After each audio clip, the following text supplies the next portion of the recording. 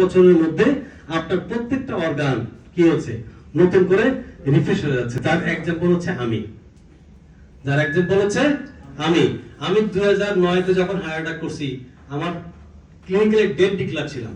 2011 তে যখন আমি সিস্টেমের সাথে আসছি, 2011 তে আমি এই সিস্টেমের সাথে আসছি। আজকে কত বছর হয়ে গেছে? প্রায় 13 বছর। 13 বছর আলহামদুলিল্লাহ আমি জানি যে আমার কি ডেভেলপ হয়েছে। কেন ডেভেলপ হয়েছে? সায়েন্স দ্বারা প্রমাণিত যে আমার এই হার্টের সেলগুলো কি হয়েছে, জেনারেট হয়েছে।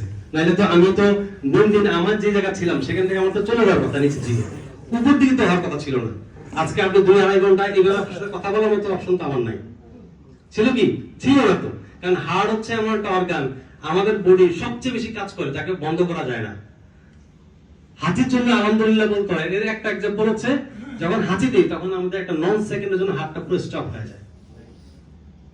যদি এটা ব্যাক করে আসে, এই জন্য আমরা বলি আলহামদুলিল্লাহ বাইচে আসছি।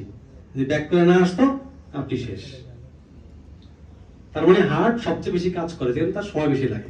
দেখেন আমাদের চামড়া কয়দিন, বয়স কত চামড়া?